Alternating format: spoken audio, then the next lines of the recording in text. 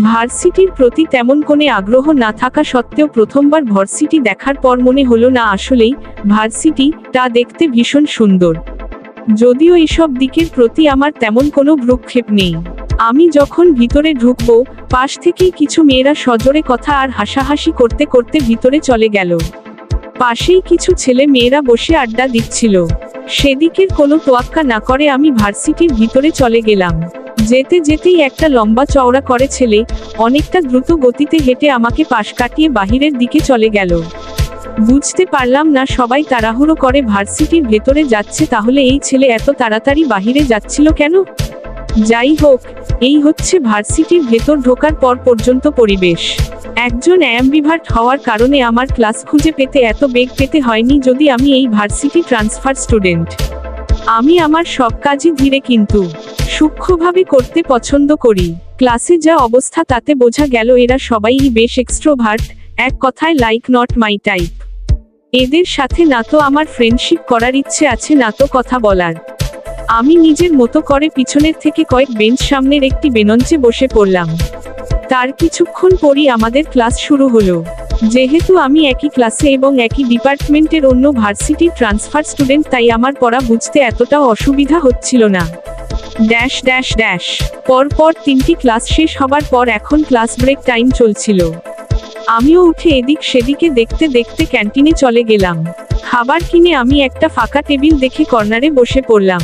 Bag থেকে পানির flask বের করতেই দেখি ফ্লাস্কে পানি নেই। অগত্যা খাবার রেখেই ব্যাগ নিয়ে পানি আনার জন্য চলে গেলাম। পানি নিয়ে ফিরে আসার পর দেখি যা দেখলাম তা দেখে নিজের অজান্তেই আমার মুখ থেকে বের হলো, আশ্চর্য! আমার টেবিল কই? সব টেবিল ভরা।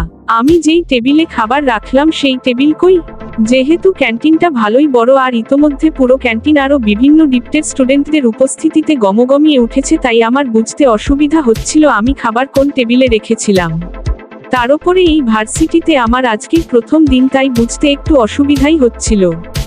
But thanks to my personality, যেহেতু আমি অবজারভেন্ট, পারিপার্শ্বিক সব দিকে খেয়াল রাখি, সেহেতু চারপাশে দেখে আমার খাবার টেবিলটা খুঁজে পেলাম। আর দেখলাম কিছুটা অদ্ভুতভাবে সেখানে 4টা ছেলে বসে খাবার খাচ্ছিল আর কি সব বলে যেন হাসাহাসি করছিল।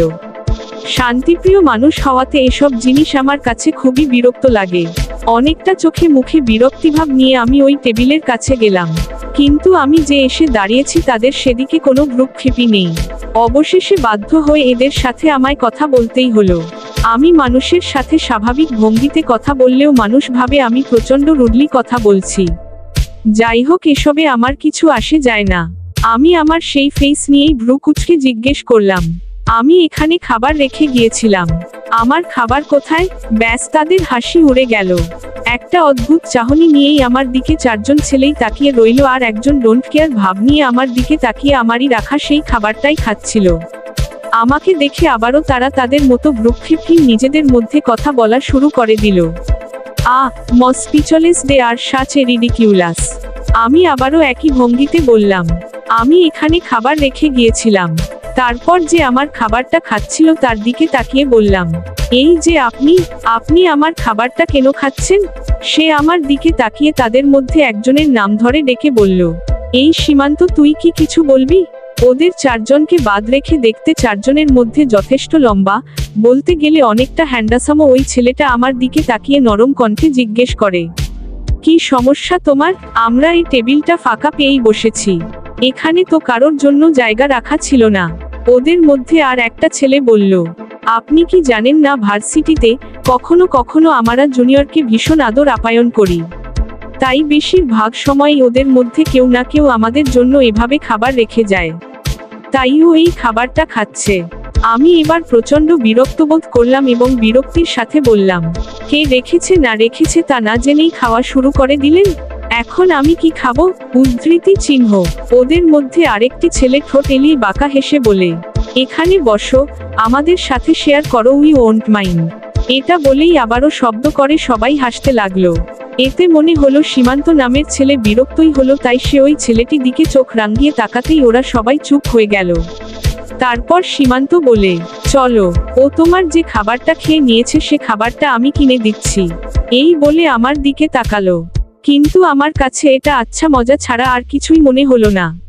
এরই মধ্যে ক্লাস ব্রেক টাইম শেষ হয়ে যায়, তাই আমি ঘড়িতে সময় দেখে শান্ত গলায় বললাম, তার আর দরকার হবে না। এই বলে ওদেরকে এড়িয়ে ক্লাসে চলে এলাম। Dash dash dash dash dash dash dash dash. প্রায় 4টার দিকে আমার ক্লাস শেষ হলো। যেহেতু এটা আমার নিজের শহর নয় আর হোস্টেলেও উঠতে পারিনি, তাই আমাকে রেন্টে একটা বাড়িতে ঘর নিতে হয়েছে। বাড়িটা ভার্সিটি থেকে মোটামুটি 20 থেকে 25 মিনিটের রাস্তা। তবে আমার জন্য পারফেক্ট একটা জায়গা, একটা শুনশান জায়গা আর ছোট্ট একটা বাড়ি। বাড়ির মালিক নেই, তবে কেয়ারটেকার আছে শুনেছি। যারা ভার্সিটি পড়ুয়া স্টুডেন্ট আছে তাদেরকে বাড়িটা ভাড়া দেয় অনেকটা পেইং গেস্ট হিসেবে। আপাতত আমার রুম শেয়ারের জন্য কাউকে খুঁজে পাইনি বলে আমার রুমমেট নেই। এই রকম একটা বাসা খুঁজতে আমার অনেক কষ্ট হয়েছে। অ্যাটলিস্ট শহর থেকে দূরে এমন কান্ট্রি সাইড টাইপের একটা বাসা। হোস্টেলে কখনো আমি থাকিনি, আর এত মানুষের ভিতরে থাকাটা আমার মতো চুপচাপ ধরনের মানুষের জন্য কষ্টসাধ্য ব্যাপার। তাই আমার জন্য এই শান্তশিষ্ট বাড়িটাই বেস্ট। বাড়িটা একটু বাংলোর মতো, তবে ভীষণ সুন্দর, গাছপালা দিয়ে ভরপুর। যেমনটা আমরা সিনেমা কিংবা রিসোর্টে দেখতে পাই ঠিক তেমন ভাবেই গোছানো। বাড়ির যে কেয়ারটেকার আছেন সে দাদুর বয়সী এবং তার ব্যবহারও যথেষ্ট অমায়িক। আমি এই বাড়িতে উঠেছি আজ 3 দিন হলো। যেহেতু ট্রান্সফার হবার পর আজকেই আমার প্রথম ক্লাস ছিল, তাই 2 দিন আগেই এখানে চলে এসেছিলাম, যাতে সবকিছু সুন্দর মতো গুছিয়ে নিতে পারি। এসব ভাবতে ভাবতেই বাড়ি ভেতর প্রবেশ করি। তারপর আবারও চোখ বুলিয়ে বাড়িটা দেখি।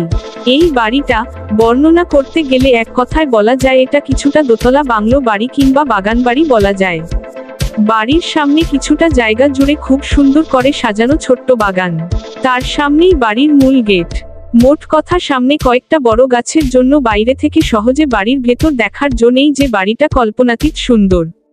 এক কথায় বলতে গেলে আমার মতো একজন বৃক্ষ ও প্রকৃতি প্রেমীর জন্য একটা মনের মতো বাড়ি। Dash dash dash dash. আজ রাতের খাবারটা দাদুই রান্না করেছিলেন। যেহেতু প্রথম দিন ছিল তাই আমার এত কিছু করার সময়ও হয়ে ওঠেনি। যদিও আমার সব কাজ আমি নিজেই করি এবং স্বাচ্ছন্দ্যবোধ করি, কিন্তু আজকে এত দিন পর ক্লাস করে শরীর ভীষণ ক্লান্ত ছিল। রাতে ডিনার শেষ করে দাদু আমাকে বললেন সে এই বাড়ির সব কাজই করে, প্রয়োজন পড়লে বিনা দ্বিধায় যেন আমি তাকে বলি। আমি আচ্ছা বলে যখন নিজের ঘরের দিকে যাব তখন দাদু আমায় আবারও বলেন, তুমি চাইলে তোমার খাবারটাও আমি রান্না করে দেব। আমি সৌজন্যমূলক হাসার চেষ্টা করলাম এবং বললাম, তার কোনো দরকার হবে না দাদু, আমি নিজেই পারবো। দাদুর বোধ হয় উত্তর পছন্দ হলো না, তাই জোর করে বলল, আমার ওপর ভরসা করতে পারো, এই বাড়িটা তোমাদের মতো বাচ্চাদেরকেই থাকার জন্য দেওয়া হয় গত কয়েক মাস থেকেই। বড় সাহেবের তো আসা হয় না, আর ছোট সাহেবও এখানে আসে না, সবাই সবার মতো থাকে। এখানে তোমার মতো অনেক ছাত্রীরাই অনেক আসে থাকার জায়গার খোঁজ করতে। তাই আমি ছোট সাহেবকে বলেছিলাম বাড়িটা পরেই থাকে, মেয়েরা থাকার জায়গা খোঁজে, তাই যেন এসব বাচ্চাদেরকে ভাড়ায় থাকার ব্যবস্থা করে দিলে তোমাদেরও উপকার হলো, বাড়িটায়ও মানুষ থাকলো। এতে তোমরা পড়াশোনার ভালো একটা পরিবেশ পাবে আর কম টাকায় ভালো একটা থাকার জায়গাও পাবে।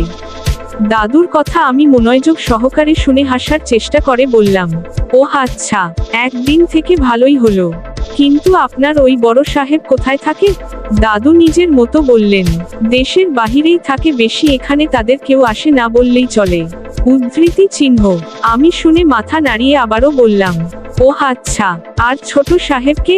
বড় সাহেবের একটাই ছেলে এই শহরে থেকে পড়াশোনা করে, কিন্তু সেও এখানে আসে না।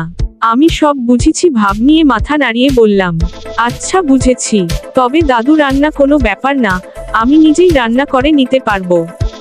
দাদু এতে বেশ বিরক্ত হলেন, সেভাবেই বোঝানোর ভঙ্গিতে বলে, ক্লাসের জন্য তোমার মনে হয় সকালেই যেতে হবে, আর এই বাড়ি থেকে তোমাদের ভার্সিটি আমার জানা মতে ভালোই দূরে। তোমার ভার্সিটি থেকে এত সকালে কি রান্না করবে, কি খাবে, আর কি বা তৈরি হবে?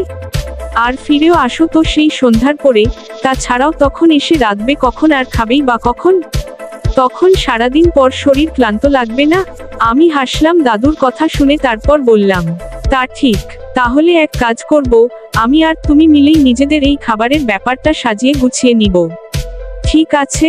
দাদু আমার সিদ্ধান্তে এবার বেজায় খুশি হলো মনে হলো, আর খাবারের থালাগুলো নিয়ে ধুতে চলে গেল।